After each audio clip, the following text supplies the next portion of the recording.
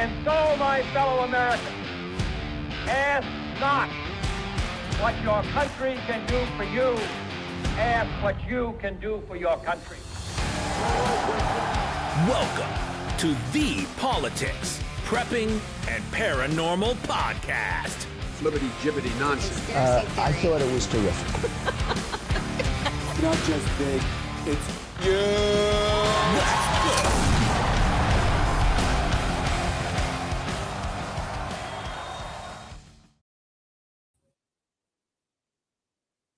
Welcome to the Politics, Prepping, and Paranormal Podcast. My name is Jeff Moore, and I'm your host. So much going on in the political landscape these days, and so much to talk about. I'll get back to prepping and paranormal soon, but keeping with the political content, this week I want to discuss what it means to be a constitutional conservative and having the courage to break free from the uniparty and put values above party. Now, I freely admit, although I still support him, I often criticize President Trump and his policies and decisions. I think apart from Ronald Reagan, who was in office when I was born, he is by far the best president we've had in this country. But for all the good he has done, and I do think he's done a lot of good, he equally has made some very bad decisions, and he oftentimes caused the United States to be viewed and portrayed in a very bad way on the world stage. President Trump has in the past supported red flag gun laws, imposed crushing tariffs on other countries that has had immediate adverse effects on the American economy, supported and continues to support some of the worst congressional rhinos, including Lindsey Graham, lead crusades and smear campaigns against anyone in the Republican Party that dares question or oppose him, such as Thomas Massie, Rand Paul, or Marjorie Taylor Greene, threatened to outright take over Greenland and now inching us closer to war with Iran. After spending most of his break in between terms accusing Barack Obama and Joe Biden of weaponizing the justice system, in some cases he's essentially done the exact same thing against his political opponents. He has deep and disturbing ties to Israel, and probably for me personally, my number one problem with Trump was his unwavering support for the COVID vaccine and the fact that he essentially to this day at least won't admit that he was wrong. For all these reasons and more, I just can't sit here and say that President Trump stands unequivocally with the American people and especially the Constitution and all that he does. The problem that true constitutional conservatives such as myself always have is that we take the view that we have to vote for whoever is the best choice on the ballot come election day, even if they don't stand for everything we believe in. But so long as Washington is run by the wealthy elites and elections are bought and sold via fundraising, special interests, and super PACs, we'll never see true change. Unfortunately, this is the harsh reality that we're faced with today. Register and vote along party lines and support who we are told to support simply because they're the best choice on the ballot. And now many Republicans are given the choice. Support who President Trump says to support or face backlash and retaliation from the Republican Party. Well, today I'm pleased to welcome Bob Goodrich, the Eastern States Chairman of the Constitution Party, to talk about the party and what they are doing to bring constitutional values back to America. In the USA, where the brave still rise and the strong don't stray for small town roots to them city blocks. We don't run, we don't punch clocks. We build, we break, we rise again with a Bible, a badge, and a ballpoint pen. Yeah, I'm loud, I'm proud, I was forged this way. Straight down. Without further ado, I want to welcome Bob Goodrich to the show. Welcome, Bob. Thank you. Good to be with you.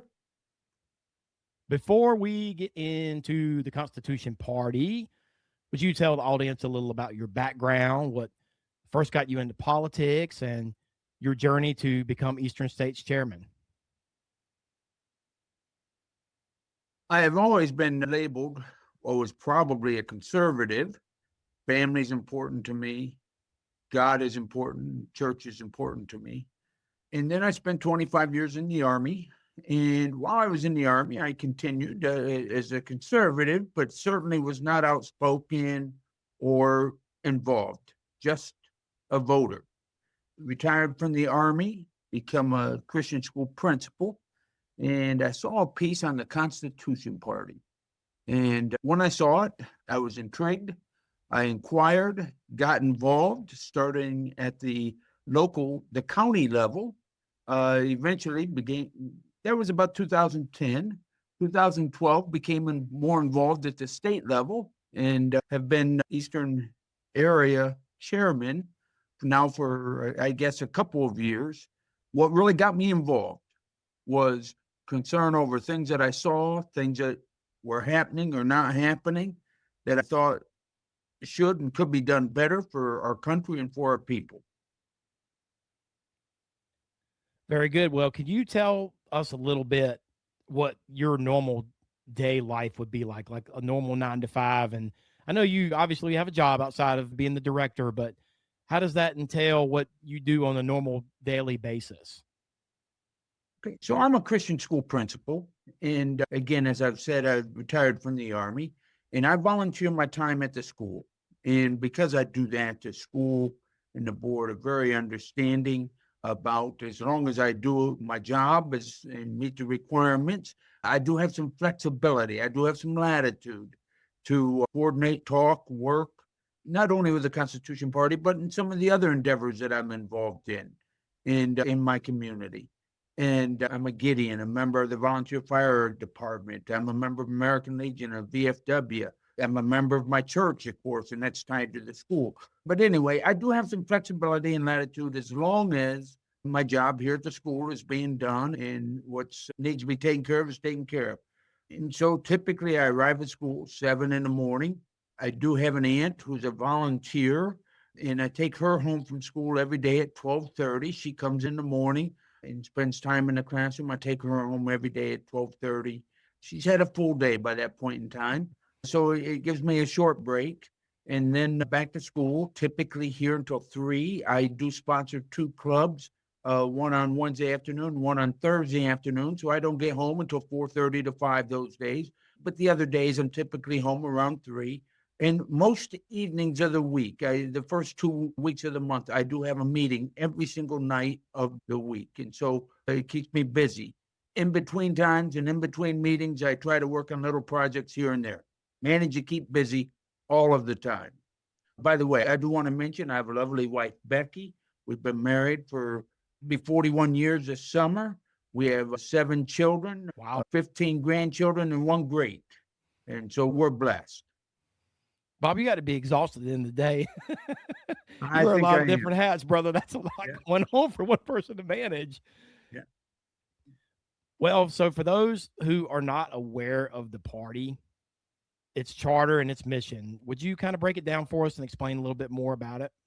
Okay, so we are a political party. Think of us no different than the Democrats and the Republicans, just that we're smaller, and by state statutes in all of the states, we're either recognized as a third party, a minor political party, a political body, a political entity. Each of the states has their own criteria, definition, and name for other bodies other than the Democrats and the Republicans, since they are the dominant large parties that we see today.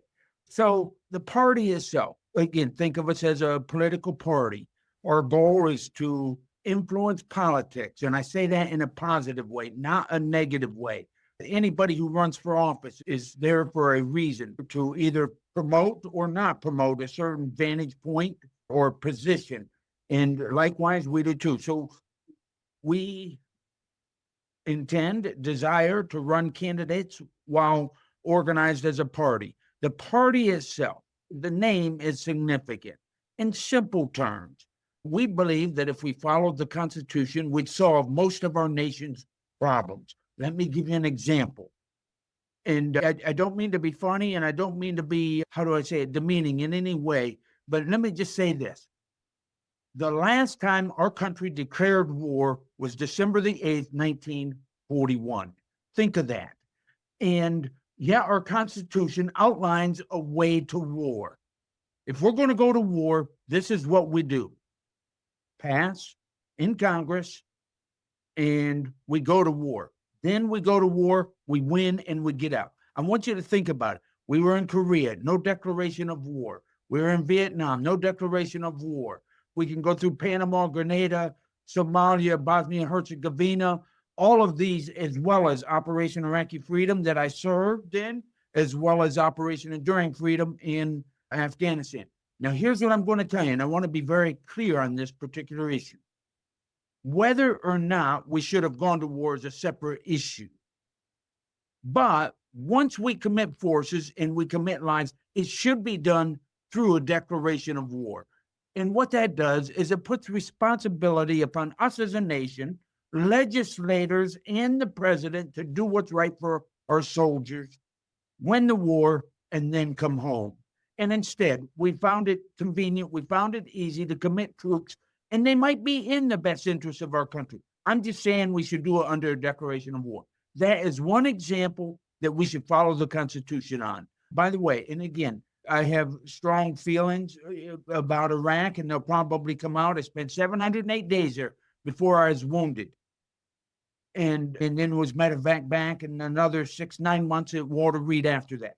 So, but the real point is we shouldn't just whimsically make decisions and commit troops without knowing what the intent is. The purpose of our military is to fight and win our nation's wars. We use them in that manner, and then we come home. And instead, at the end of the day, we can look at many of these, I'm going to call them conflicts. Korea, still committed troops in Korea. Vietnam, no commitment of troops today, but everything we stood for, we lost. We continue to have troops all around the world. Bosnia and Herzegovina, 5,000. Poland / supporting Ukraine defense, another 5,000. Sinai Peninsula, another 1,000. Horn of Africa, we still have troops. Niger, what was it? 3 months ago, we had an ambush in which American soldiers were killed in Niger and Africa. Again, I've gotten way off track. The point is we should just simply follow the Constitution. And that's what our party stands for. Now, I would like to point out two other things that are very significant to the party, our platform, where we stand. Number one, we are adamant about pro-life, protection of life. Those people who don't have the ability to speak for themselves need a voice to stand up for them. And that's number one. Number two, we are for limited government.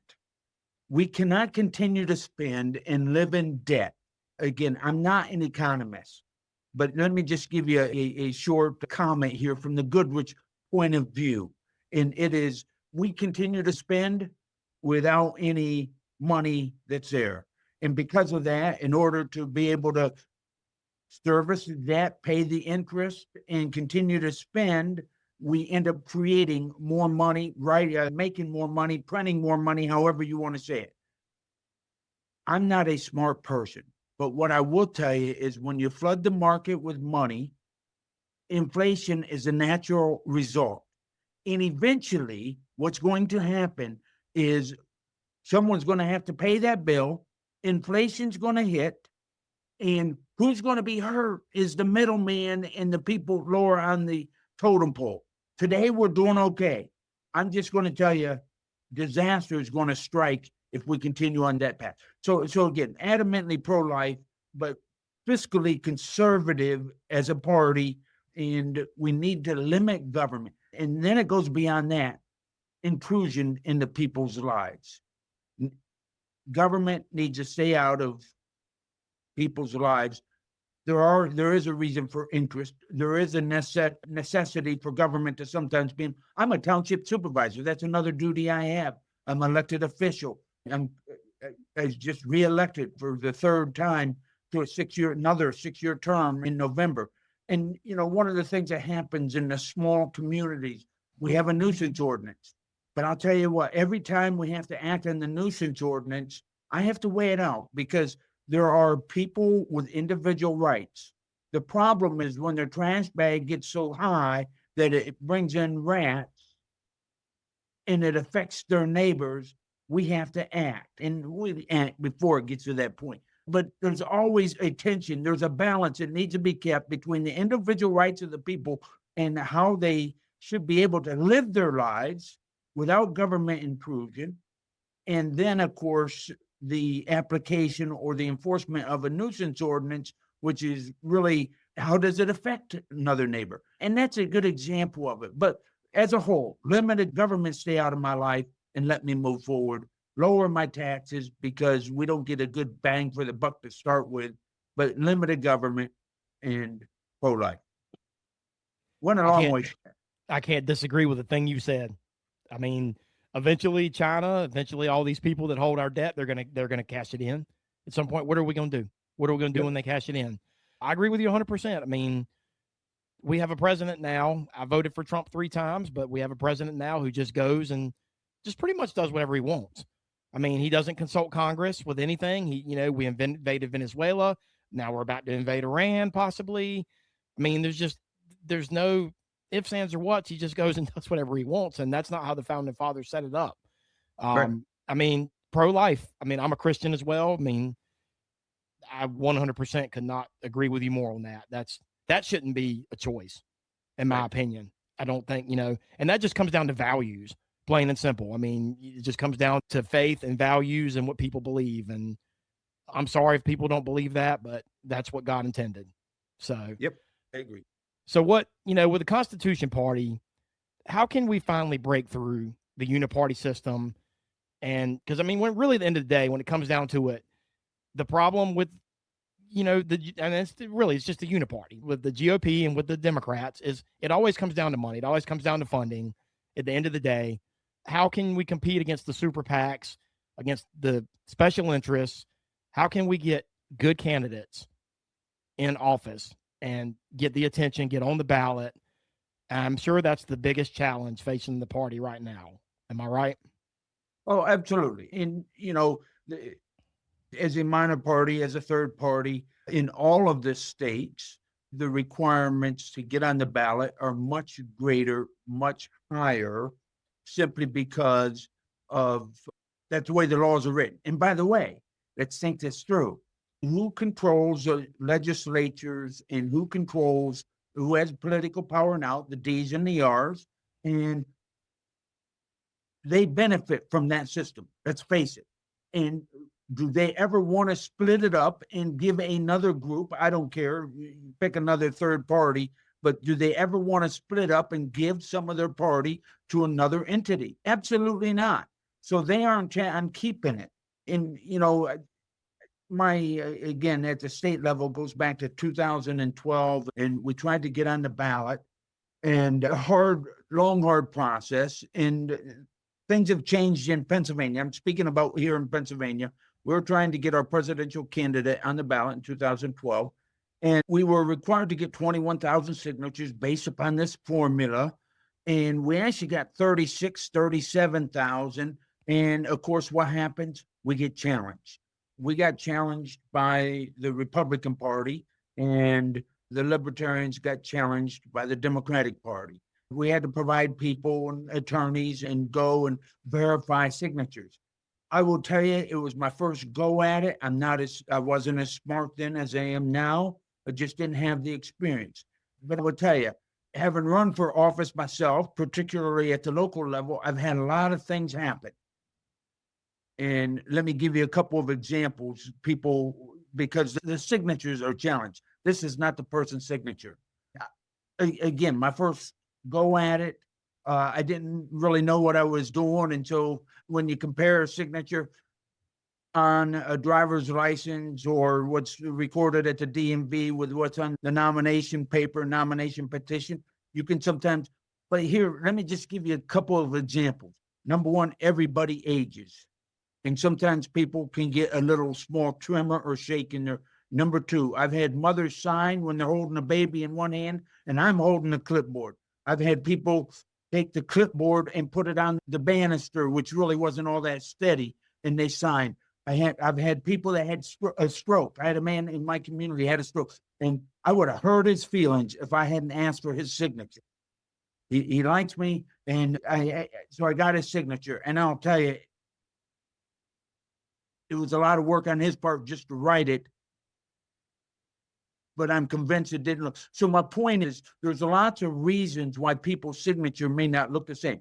So in 2012, we collected over 36,000 signatures, could not get our candidate on the presidential, listed as a presidential candidate on the ballot here in Pennsylvania because of the challenge process and the number of signatures that were thrown out, one of which was my own signature. And my story is, when I say I'm technically a senior, I have a junior. I never sign senior. I never do. I never have. But I have a son and I didn't put senior next to my name, and it was disallowed. But on my driver's license, also, it doesn't say I don't sign as senior. And, when you get into those sorts of things, and this is where the two major parties have gone astray, they have adopted a policy of power over principle. We'll do what we need to do to keep the power because we believe that we can fix the system. The problem is, once you trade principle, it doesn't make any difference. You are unprincipled, and you're not going to change the system. And so they will go to great lengths. I've been challenged a number of times here in Pennsylvania as we've tried to get candidates on the ballot. And of course, we're getting ready to run a candidate for governor, and we'll see what happens. But I expect we'll be challenged again. Well, now that I've really forgotten the real question, your question was, what do we need to do to see a breakthrough? My first part is the other two parties don't want to give up their chunk of the pie. And by the way, and to a degree, I'm speaking for the Constitution Party as a whole. We have never asked the government for money to help us run our campaigns or to get people elected. The D's and the R's do get help. Who pays for the big conventions every 4 years? Okay, the taxpayers do. Taxpayers, absolutely. Okay, so, and we've never asked for a piece of that pie. Okay, and that goes against our thoughts on limited government and limited spending and the role of government. Okay, so they're not going to willingly give up a piece of the pie. So here's what we have to do, and it's not secret, and really the strategy always needs to be a twofold strategy. Realizing the goal at the end of the day is to change the direction of our country. The two goals, the two-part strategy is, number one, run candidates as we're able to in major elections, because that develops or gets the name of the party out in front of the people. There are people that I've been to that have never heard of the Constitution Party, and we've got to get that name out there. Now, if we get it out there enough, we're going to win some people over. Now, there's always going to be people. I have relatives that tell me Constitution Party can't win. So if I vote for the Constitution Party, I have thrown away my vote. My response to that is, no, you throw away your vote when you vote for the lesser of two evils. When you that's what we are doing. Yeah. That's what we are doing. That's what we've been doing for decades. We're literally voting for the lesser of two evils. And people are going to say, I know what you're getting into, and that's what people are always going to say, that you're squandering a vote because, like you said, they have no chance to win. And we have to support at least the best candidate on the ballot. And I get the train of thought, but at some point, somebody has to take a stand and somebody has to say there's a different way, and we have to get different candidates on the ballot at some point. Absolutely. The wasted vote is the vote when a person's heart is not in it and they don't believe. That is the wasted vote. I have voted many times for Constitution Party candidates, and we haven't won. But you know what? I walked away from the election booth knowing I voted with conviction. That was not a wasted vote. So point number one is, in this kind of strategy that I've thrown out, is number one, run candidates, hopefully in high profile races, get the name of the party out there, get people to find out about it. And then number two is, at the same time, we have to grow the party at the grassroots level. We need some sort of organization within every single county, within every single state, and throughout the entire country. And so it's really, if I can just say it, a two-pronged attack: grow the party, local level, grassroots, and run candidates. Well, let me ask you this, because obviously I think the perception and what people are going to think is that basically anybody that votes Constitution Party is basically taking away a vote from the GOP, because let's just be real here. I mean, the GOP is going to more closely align historically and today to values of the Constitution Party. There's a lot of politicians who have really kind of broken away and have alienated themselves from their own parties, that they seem to have stronger constitutional values and principles than others. They frequently oppose and vote against legislation put forth from their colleagues. There's a lot of sitting legislators out there, and I'm just going to throw a few names out here and just get your thoughts on it. A Thomas Massey, a Rand Paul, a Marjorie Taylor Greene, even though she's not technically in office anymore, that to me, from actually digging deep into the legislation to how they vote, they seem to have a little bit stronger constitutional principles than others. Have you guys ever tried to go after any of these politicians? Like, to me, for y'all right now, this is just from the outside looking in, but Thomas Massey is getting just berated by the GOP right now, especially Trump.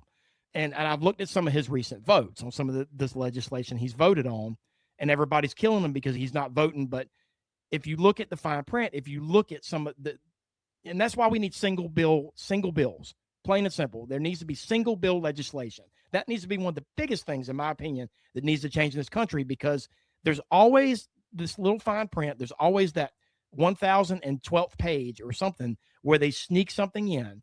The omnibus, whatever it is, there's always something snuck in. And Thomas Massey, for example, he's not going to vote for something unless it's good legislation top to bottom. And just because he doesn't support Trump, because he doesn't support the bill, he gets berated for it. And I'm not saying he's my favorite politician in any way, shape, or form, but just looking at his track record and some of his history, just seems to me like some of these people might more closely align. Would it be in the party's interest to go after, say, a Thomas Massey or someone like that to try to get them to convert? Because then you've got that name recognition, and then you've got potential big ticket to get on the, is that something that's ever been brought up, that's ever been talked about? Or Yeah. Yes, it has. And I'm just going to use one example. I was involved in a lengthy, I'm going to call it negotiation. We can call it discussion, but I'm going to call it negotiation with a politician who is no longer in office, but a few years ago was in office and was aligned with our party, and therefore not as aligned as much with ours. And the discussion quite simply boiled down to we're your home. We're together on the issues. And why not? And the response was very kind, very gracious. And I do understand this, but the response was, you don't understand. If I were to leave the Republican Party and join the Constitution Party, I would lose my position as chairman of a committee. And in this world, I've already said it, the goal of the Constitution Party is to change the direction of our country. And in his mind, he wanted to affect change. And he believed that his best opportunity to affect change was to stay with the Republican Party and stay in his position of chairmanship and try to, how do I say it, meander a path and negotiate a path whereby he could influence for the good. I question that. I think too many people end up really losing their footing, losing their principles. And there are many people who start out good and are elected for the right reasons, but they become Washington insiders anyway. So to answer your question, we have done that on a couple of occasions. I will tell you the party is open. I think at times some ownership within the party does maintain at least a dialogue with other leaders of other parties and representatives of the Republican Party. I shouldn't say other parties, the Republican Party more so, but their unwillingness to come over is not based upon us, but upon some other factors that they perceive would limit their ability to influence Washington, or in my case, talking about Pennsylvania, Harrisburg politics, but we could do that for any state. Right.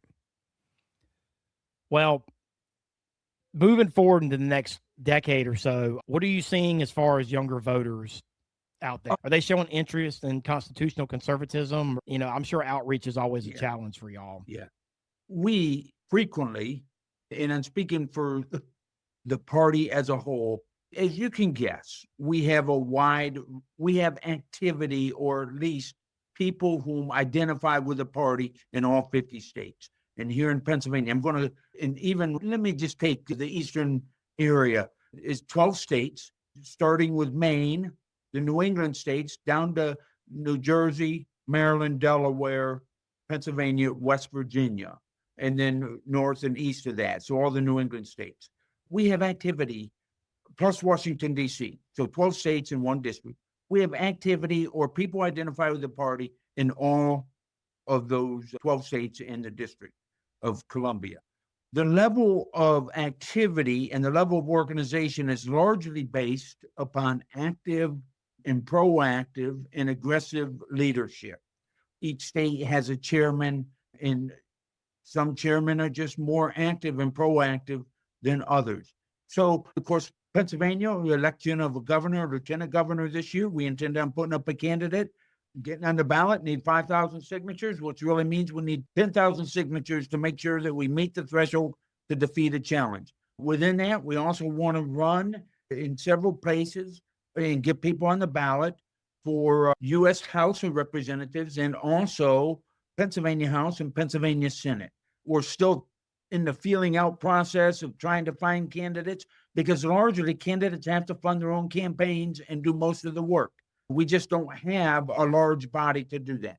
West Virginia, we're going to be running candidates this year. We anticipate running candidates this year. New York, same thing, running candidates this year. We have a heavy presence in New Hampshire. And again, people involved, you have an individual that's already announced the U.S. Senate in New Hampshire this year. He's working to get on the ballot. In Maine, we're trying to grow the party. New Jersey, grow the party. So those states are the ones that are the most active, but we do have others in contacts in the other states, Maryland, Delaware, Connecticut, Rhode Island. We're actually growing the party in Rhode Island to Massachusetts. I think we're about ready to turn the corner in Massachusetts. And as you know, these are largely Democratic states. I'll say, by my count, everything that you said, you have one red state in there. Yeah. And that's West Virginia. Yeah. And your entire right. district, you have And one so- red state. You've got to so- have the toughest job of any of your colleagues, because you're literally sitting in an entirely blue district. And so we have a lot of work ahead of us. But again, it's one step at a time, and sometimes it's two steps forward, one step back, but we're not going to stop. Okay. Now, back to your very original question, which was youth and young people. I think in every single state, we've had teenagers contact the party, not in droves. Some of them have displayed an interest of continuing to learn. They've been intrigued by what we stand for. They've been intrigued, I think, by this. Why isn't there more visibility on the Constitution Party? Many different things like that.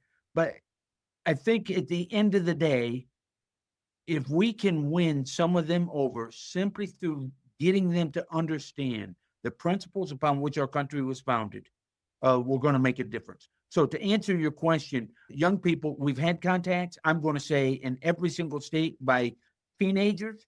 So there is interest out there. Has it been in droves and tons? No, but we're pushing on with what we've got. From my perspective, that's where the future of the party is going to be, because the young people, I mean, just look at what Turning Point's doing out there. I mean, look at Charlie Kirk's death and the effect that's had. I mean, it's been a revolution in this country. I mean, is there, talk about having some kind of Turning Point type organization, like grassroots organization that goes and really canvasses these colleges and these campuses. And I think, because that's where it's going to start for me personally, because I think, people are inherently good people, and the founding fathers got it right. I mean, from the beginning, Yeah. They got it right. Plain and simple. We've gotten too far away from the Constitution. And I think if young voters are educated more about the principles and what this nation was founded on, I think there's going to be a lot more support. But it's, we got to quit politicking. We just got to get back to grassroots and education first and foremost. And I don't know. Where do you see the party going in the next 5, 10, 20 years? Let me tell you another story. So I went to Iraq. I'd actually retired from the Army in April of 2006. In November, I was notified. Remember, things weren't going well at that particular point in time.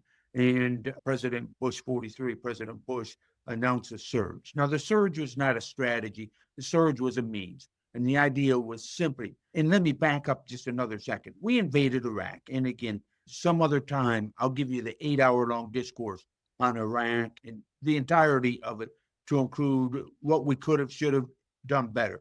But in any case, we invaded Iraq in March of 2003, believing the Iraqi people wanted Western-style government, democracy, allow me to call it that. But they didn't understand what it was. And in fact, they'd been under dictatorship, and to them, anarchy was really what they envisioned. But be that as it may, we're going to try to implement or introduce to them a Western-style government. And we basically wrote their constitution for them and so on. Well, in the void that happened, we expected them to step up to the plate to form their own government, and they did for several reasons. They were just not prepared for it. Saddam Hussein had assassinated or annihilated any opponents he had. And so people didn't have initiative, people didn't have ability, and they'd all just, again, we're expecting them to step forward, and no one steps forward. And in that void, Al-Qaeda goes into Iraq. Al-Qaeda was not in Iraq under Saddam Hussein, but in the void of leadership, Al-Qaeda goes in. Al-Qaeda never really waged war against the United States or against the allies, although they'd a target of opportunity to take advantage of. Their real goal was to create a civil war, and you'd have to understand, again, the cultural, ethnic backgrounds that impacted all of that. And so Al-Qaeda gets there and just continues creating havoc and trouble with the people. And of course, in the course, American lives were indeed lost, although that was not the target of Al-Qaeda. So anyway, in 2006, the surge is announced. And the idea of the surge is we're going to send so many soldiers there that just by sheer numbers, we're going to force contact with the guerrillas. And in doing that, we're going to be able to find them and drive them out. That's really what the surge was. Meanwhile, I get sent there, and I'm an advisor to the Iraqi government. I worked with the Minister of Interior, which to them is the police forces, the Iraqi police, national police, and all of the police forces, director of border enforcement, facilities protection. And I was an advisor at the deputy minister level. And I'm working every day with the deputy ministers for several wings there in the Ministry of Interior. And the goal was to grow that government. And at the time, it seemed very challenging, if I could say that. I was almost going to say the word hopeless. But really what needed to happen was, if we were going to change him, they had to change their entire perspective, which would take a generation. Saddam Hussein had come to power in 1978. We invaded in 2003. He had been vice president for 10 years prior. So for 35 years, he was the government. That's all the people knew. If you were 35 or younger, that's all you knew.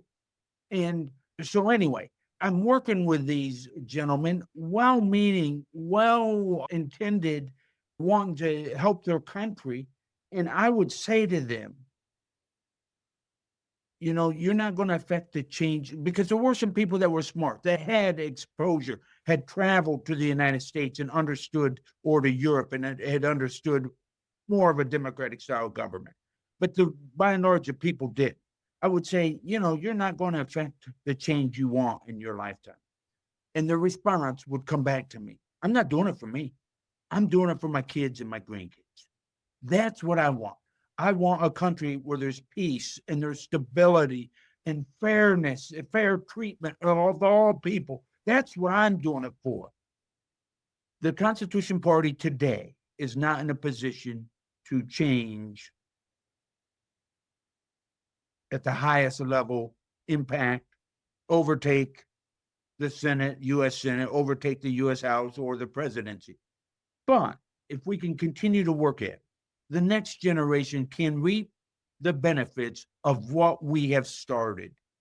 Are we ever going to compete with the other parties? I do believe that day can come. It's going to probably get worse before it gets better. And people are going to say, this isn't what our founding fathers intended. Let me go back and find out what they intended, because this certainly wasn't what, anyway. So I do foresee a time, I don't know, 25 years. I hope not. I would like it to be less than 10, but where our country is impacted by the Constitution Party. And by the way, let me just say this, one other piece to it. I want you to think about it. You use the term uniparty, and that's a very common term, but the whole point is they work together for the good of themselves and so on. And what happens if we run a viable candidate for an office and says, I stand on the Constitution of the United States and the principles that are in it, and that's where I stand?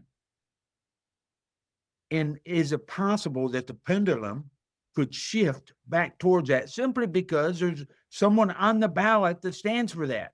And others don't want to be seen as so far extreme, so they start to come back.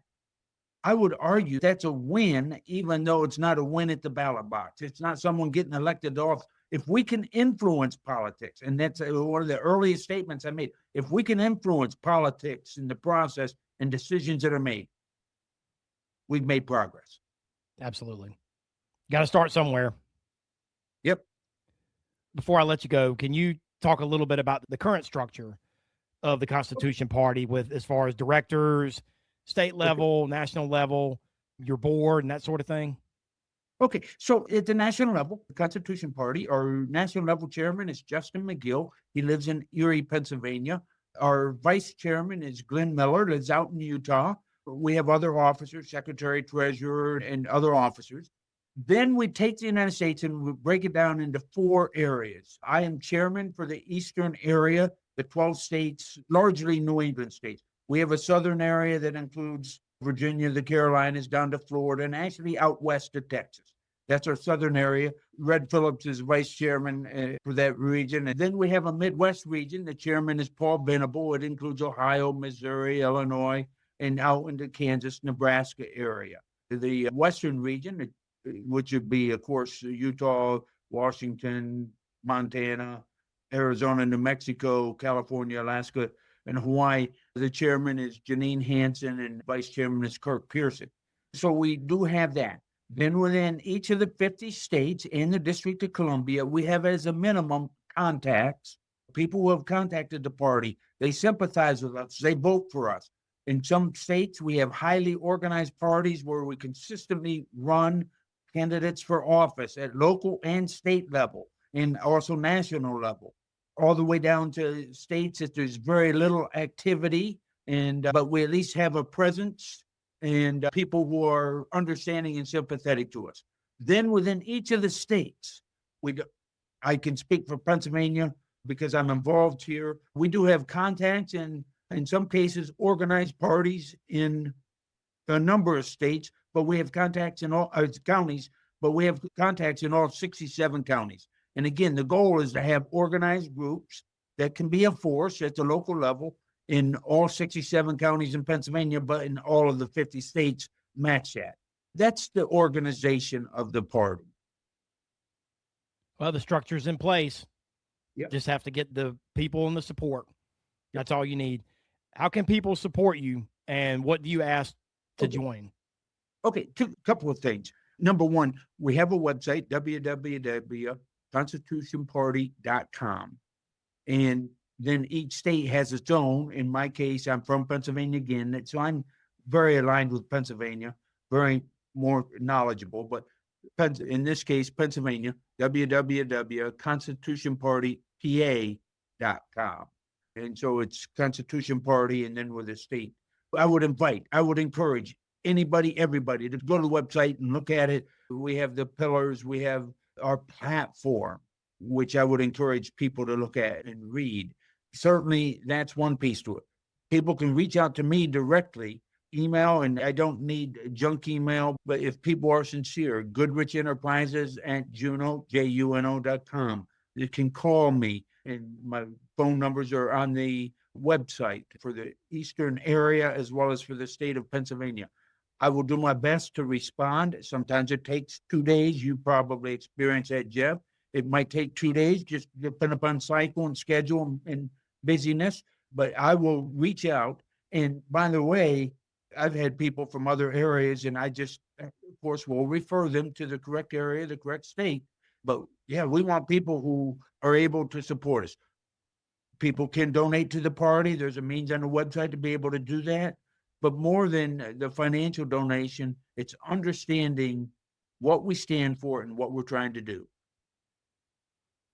So we have 2 committee meetings a year, and there's a process to become a committee member at the national and at the state level. I do want to mention this, that May 15 and 16, we're doing our committee meeting in Philadelphia. Information is on the national website. I'm talking about the national committee meeting. The significance of that is, of course, it's not exactly aligned with July the 4th, 1776, July the 4th, 2026, but May 15 and 16, we're meeting in Philadelphia. It's going to be largely tied to the founding fathers, the writing of the Declaration of Independence, and then the writing of the Constitution. And so it's going to really try to get us back to the roots of what our country's about. Information is available on the website.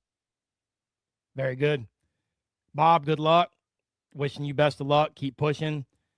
Thank you so much for your service and everything you've done for our country. Well, thank you. Keep in touch, Jeff. Thank you for listening to the Politics, Prepping, and Paranormal podcast. Your source for real news and analysis on politics, prepping, paranormal, conspiracy theories, and the volatile state of the world we live in. Tune in next week and every week for a new episode, and stay safe, stay healthy, and stay vigilant.